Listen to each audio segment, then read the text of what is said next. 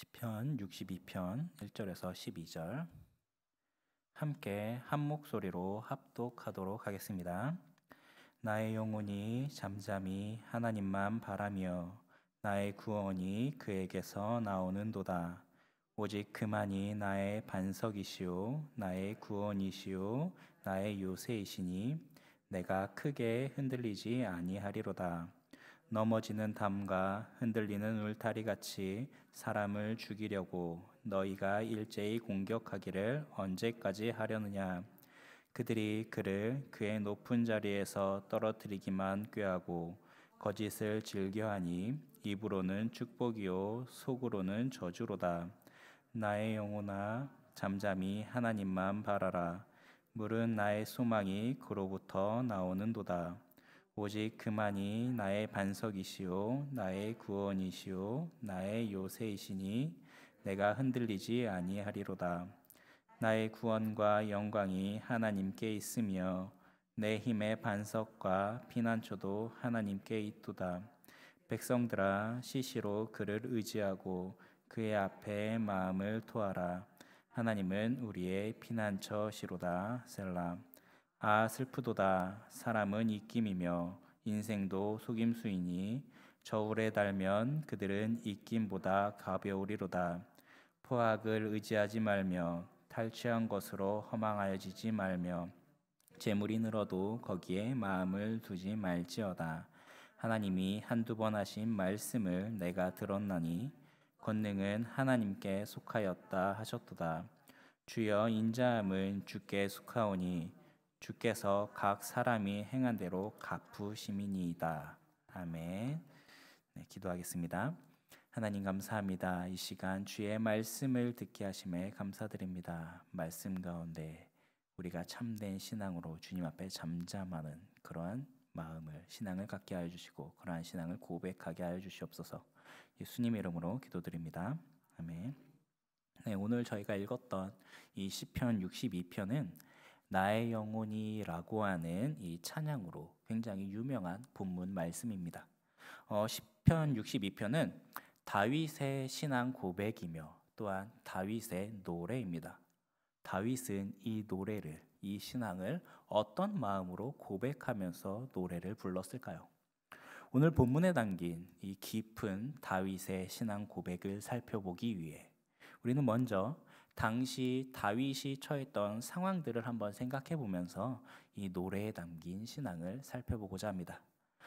다윗은 하나님과 동행하면서 강성한 왕국을 이루고 있었습니다. 그러나 강성한 왕국을 이루는 가운데 다윗의 영혼을 뒤흔드는 엄청난 사건들이 벌어지게 됩니다. 다윗도 어쩔 수 없었던 문제, 그것은 자식 문제였습니다. 사무엘하 3장 2절과 3절을 보면은 다윗의 부인 중에 아히노암은 암논이라는 아들을 낳았고 또 다른 부인이 마아가는 압살롬과 다말이라고 하는 자녀들을 낳았습니다.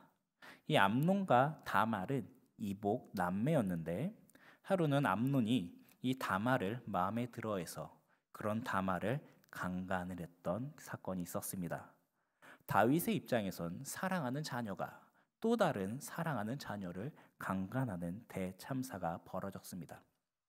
강간 이후 암논은 마음이 변하여서 다말을 미워하였고 암논과 다말은 서로 연을 끊은 채 얼굴을 안 보며 살아갑니다. 다윗은 너무나도 화가 났지만 부모로서도 또 왕으로서도 그 어떤 대처를 하지 못했습니다. 암논이 아무리 잘못했다고 해도 사랑하는 아들이었고 다말 또한 안타깝고 미안하고 슬프지만 뭔가 해줄 수 있는 것이 아무것도 없었습니다. 아마도 자녀들의 탈선 앞에 어떻게 대처해야 하는지 몰랐던 것 같습니다. 다윗은 그 어떤 행동도 취하지 못하고 가슴만 아파했습니다. 그런 상황 속에서 다말의 친오빠인 압살롬은 분노했고 기회를 엿보다가 2년 후에 암논을 죽이고 다른 나라로 도망가게 되었습니다. 다시 다윗의 입장에서 한번 보면은 한 번은 사랑하는 자녀가 또 다른 사랑하는 자녀를 강간하는 처참한 일을 겪었는데 이번에는 사랑하는 자녀가 또 다른 사랑하는 자녀를 죽이는, 그리고 집을 나가는 일을 겪게 되었습니다. 다윗은 온 나라가 존경하는 위대한 왕이었지만 정작 자녀들 앞에서는 그 어떤 것도 할 수 없었습니다. 다만 자녀들의 모습을 보며 아파하고 아파할 뿐이었습니다. 다윗은 사랑하는 아들 암논을 먼저 보내고 슬픔에 눈물겨운 하루하루를 보내게 됩니다. 그러나 시간이 흐르자 사라는 있지만 이제는 만나지 못하고 있는 아들 압살롬이 보고 싶어집니다. 비록 암논을 죽이기는 했지만 압살롬 또한 다윗의 사랑하는 아들이기 때문이었습니다. 그렇지만 다윗은 압살롬과 만나지 않은 채 3년이라는 시간을 보내게 됩니다. 압살롬은 자신이 지은 죄가 있으니 먼저 아버지께 돌아오지 못하고, 또 아버지인 다윗은 아들이 보고 싶지만 왕으로서 아들을 처벌할 수도 없고 이래저래 속만 애태우고 있었던 것 같습니다. 그때 다윗의 신하 요압의 중재로 압살롬은 다시 예루살렘으로 돌아오게 되었습니다. 그런데 다윗의 근심거리가 여기서 끝나는 듯 하지만 다윗의 영혼을 뒤흔드는 사건은 여기서 그치지 않았습니다. 돌아온 압살롬은 4년 동안 백성들의 마음을 사로잡고는 반역을 일으킵니다. 다윗은 아들의 반역에 의해 도망자 신세가 되었습니다. 이 반역에는 다윗이 그동안 믿었던 다윗의 신하 아히도벨도 가담을 했고, 또한 반역이 진행이 될수록 다윗의 수하들이 많이 압살롬의 반역에 가담하게 되는 그런 일이 벌어지게 됩니다. 사랑하는 아들이 반역을 저질렀고 믿었던 수하들이 반역에 가담했습니다. 또 도망자가 된 다윗은 그동안 목숨을 걸고 지켜왔던 이스라엘 백성으로부터 조롱의 소리도 듣게 됩니다. 이런 상황 가운데서 다윗이 할 수 있는 것은 아무것도 없었습니다. 그 어떤 선택도 하지 못하고 스스로 고립되어 있는 상태가 지금 다윗의 마음이었습니다. 그동안 잃은 자녀들만 해도 너무나도 뼈아픈데 나 살겠다고 이제 다시 돌아가서 압살롬과 전쟁을 치를 수도 없고, 부모가 되어서 자녀를 적으로 삼으면서 그를 죽일 수도 없기 때문이었습니다. 다만 다윗이 할 수 있는 것은 이대로 도망다니며 하나님의 인도하심을 따르는 길뿐이었습니다. 가장 존경받고 위대한 왕이라고 불리기에는 너무나도 초라하고 처량한 그런 상황이었습니다. 이런 모든 상황과 환경은 다윗의 영혼을 뒤흔들고 있었습니다. 이런 상황에서 인간의 그 어떤 말도 다윗에게는 도움이 되지 못하고 위로가 되지 못합니다. 다윗을 향해 저주를 하던 시므의 말도 다윗에겐 도움이 되지 못했고, 아비새가 시므이의 머리를 베겠다라고 하는 말도 다윗에게는 위로가 되지 못했습니다. 그냥 모든 상황이 자신을 벼랑 끝으로 몰고 있고, 그런 상황 속에서 그 누군가가 어떤 말을 해도 그 말은 벼랑 끝에서 자기를 밀어내는 말처럼 느껴질 뿐이었습니다. 다윗의 신세를 보며 조롱하던 말도, 또 다윗을 위한다며 시므이를 베겠다라고 하는 이 말도 전부 다윗을 벼랑 끝에서 밀어내는 그런 말들이었습니다. 그런 마음으로 다윗은 이렇게 노래합니다. 오늘 본문 3절과 4절에 넘어지는 담과 흔들리는 울타리 같이 사람을 죽이려고 너희가 일제히 공격하기를 언제까지 하려느냐. 그들이 그를 높은 자리에서 떨어뜨리기만 꾀하고 거짓을 즐겨하니 입으로는 축복이요 속으로는 저주로다. 성도 여러분, 혹시 지금 이 다윗의 심정에 공감이 가시나요? 내가 선택할 수 있는 것이 아무것도 없었습니다. 그 어떤 선택도 그 어떤 행동도 취하지 못한 채 그냥 벼랑 끝에 몰려 서 있습니다. 세상의 모든 것들이 전부 도움이 되지 못하고 의지도 못 되고 있습니다. 그냥 하루하루를 버티고 버티면서 살아낼 뿐이었습니다. 그리고 그렇게 하루하루를 살아갈수록 나의 무력감만을 처절하게 느낄 뿐이었습니다. 처절한 무력감을 경험하며 그 어떤 일도 그 어떤 선택도 하지 못하던 그때 다윗은 담담하게 고백합니다. 나의 영혼이 잠잠히 하나님만 바라며 나의 구원이 그에게서 나오는도다. 가슴에는 말로 표현할 수 없는 아픔과 슬픔이 묵직하게 그를 짓누르고 있는데 그 아픔과 슬픔을 떨쳐내기 위해 아무것도 할 수 없는 그때 다윗은 자신의 영혼을 하나님 앞에 두고 잠잠하게 기다리고 있는 것입니다. 내가 아무것도 할 수 없다라고 여겨지는 그때 할 수 있는 단 한 가지가 남아 있었습니다. 바로 하나님 앞에서 잠잠히 기다리는 것입니다. 세상을 호령하던 왕이었지만 그런 내가 아무것도 할 수 없는 무력자라는 것을 처절하게 깨달을 때 다윗은 하나님 앞에 서 있었습니다. 그리고 하나님의 구원을 잠잠히 기다리는 것입니다. 주어지는 상황과 환경에 더 이상 요동하지 않고 오직 잠잠히 하나님만을 바라봅니다. 왜냐하면 세상이 요동치고 흔들릴 때 오직 그분만이 흔들리지 않는 반석이며 구원이 되셔서 나를 붙들고 있기 때문이었습니다. 비록 세상은 기울어진 담벼락과 같고 흔들리는 울타리 같아서 나를 자꾸만 절망의 끝자락으로 몰고 가려고 하지만 그러한 때에 오직 여호와 하나님 그분만은 든든한 반석이 되셔서 흔들리지 않게 붙들고 계시기 때문입니다. 그래서 이렇게 노래합니다. 오늘 본문 1절과 2절에 나의 영혼이 잠잠히 하나님만 바라며 나의 구원이 그에게서 나오는도다. 오직 그만이 나의 반석이시요 나의 구원이시요 나의 요새이시니 내가 크게 흔들리지 아니하리로다.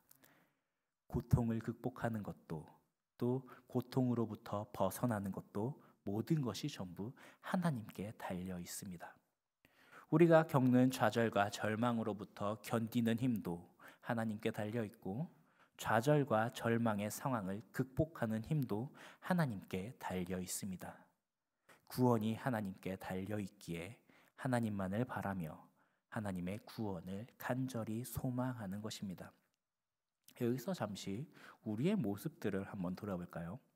지금 우리들은 어디에서 이런 무력감을 느끼고 있습니까?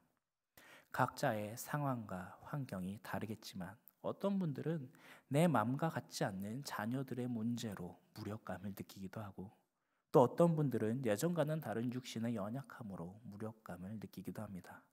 또 어떤 분들은 사람과의 관계에 의해서 무력감을 느끼기도 할 것입니다. 우리들 각자가 가지고 있는 여러 가지 문제들이 있습니다. 그리고 그 문제들은 우리 가슴 속에 묵직한 짐이 되어서 우리를 짓누르고 있습니다. 이 문제를 해결하기 위해 그 누구에게 도움을 요청할 수도 없습니다. 아무리 사람에게 위로의 말을 듣고 응원의 말을 듣는다고 해도 그것은 잠깐뿐이며 그것이 실질적으로 어떤 도움이 될 수 없는 것을 우리는 잘 알고 있습니다. 또 도움을 청한다고 해도 도움이 되지 못할 뿐만 아니라 인간의 도움은 결국 또 다른 문제로 다가오곤 합니다. 그래서 다윗은 본문 9절에 이렇게 한탄합니다. 아 슬프도다 사람은 입김이며 인생도 속임수이니 저울에 달면 그들은 입김보다 가벼우리로다. 인생들은 그 어떤 도움이 되지 못합니다. 사람들의 도움은 헛되며 거짓되기에 그들의 도움은 한없이 가볍다라는 것입니다. 세상의 그 무엇도 묵직한 짐이 되어버린 그 마음속의 짐을 해결할 수가 없습니다. 권력을 가진 사람도 이 문제를 해결해 주지 못하고 많은 재물을 가진 사람도 가슴에 박혀있는 이 무거운 문제들을 해결해 주지 못합니다. 오직 이 문제로부터의 구원은 하나님께만 달려 있습니다. 왜냐하면 하나님의 도우심은 다르기 때문입니다. 하나님은 흔들리지 않는 반석이시기에 그 반석의 도움은 영원하며 확실합니다. 반석 위에 서 있는 사람은 세상의 그 어떤 공격을 받더라도 안전합니다. 그 어떤 공격도 반석 위에 서 있는 그 영혼을 해할 수가 없습니다. 하나님은 그 무엇보다도 든든한 요새가 되시기에 세상의 여러 온갖 공격들로부터 우리의 영혼을 보호해 주시기 때문입니다. 다윗은 이것을 너무나도 잘 알고 있었기 때문에 무력감이 자기를 짓누르고 있을 때 이렇게 노래합니다. 오늘 본문 5절과 6절에 나의 영혼아 잠잠히 하나님만 바라라. 물은 나의 소망이 그로부터 나오는도다.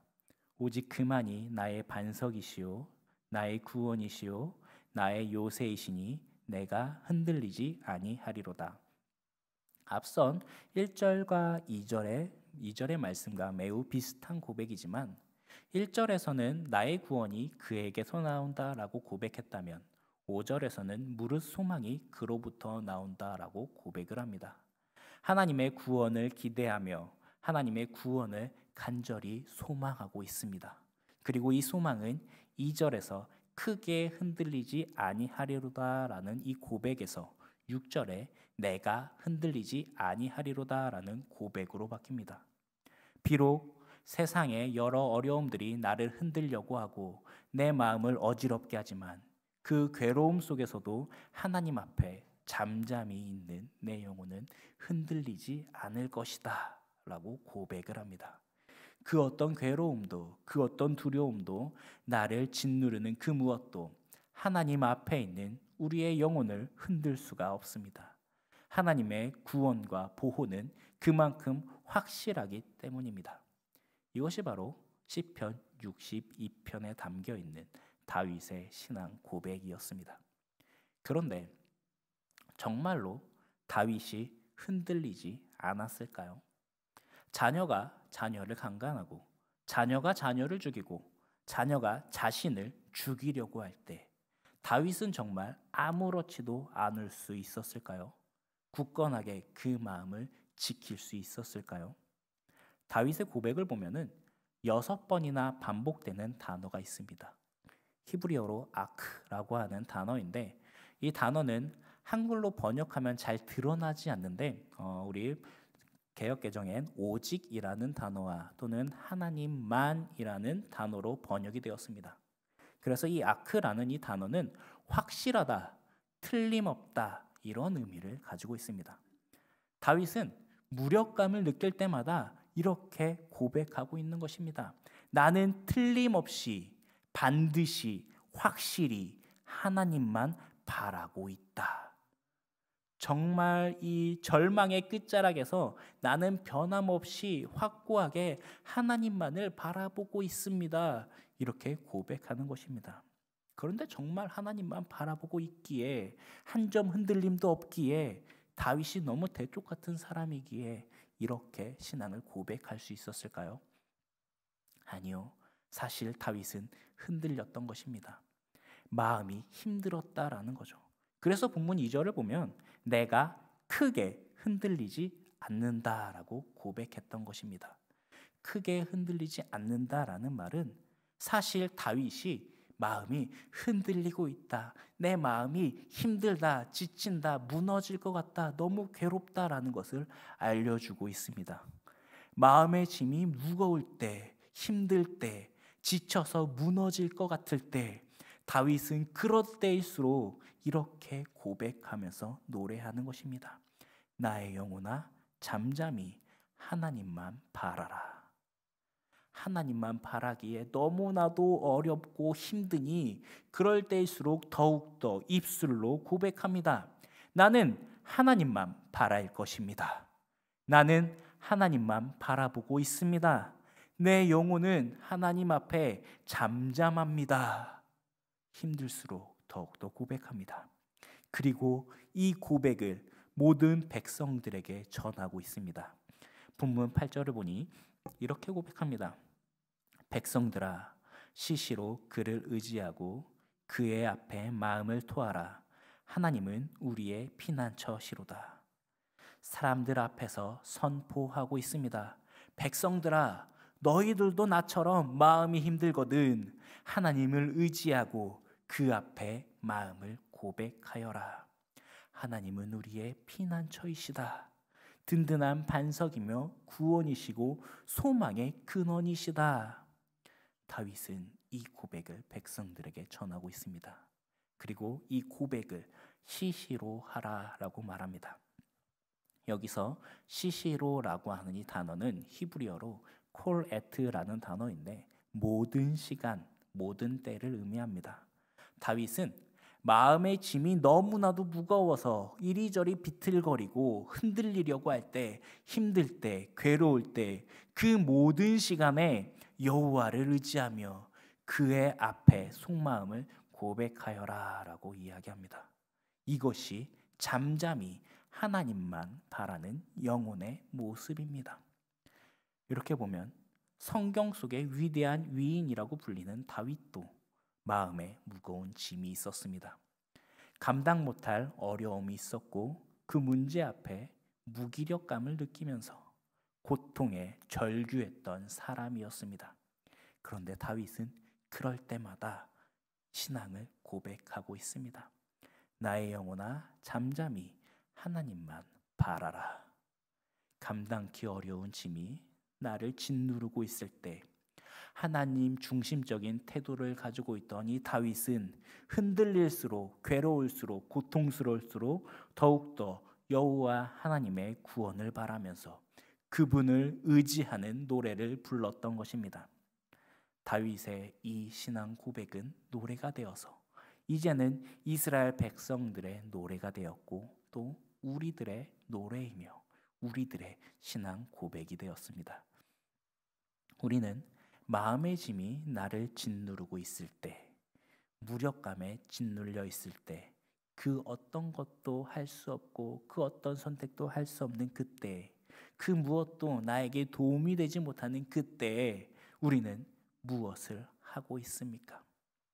다윗은 자신이 겪었던 그 처절한 아픔으로부터 벗어나기 위해 여호와 하나님 앞에 잠잠하기를 외치고 있었습니다. 마음이 요동칠 때 자기 스스로 이렇게 되뇌었습니다. 나의 영혼아 잠잠히 하나님만 바라라.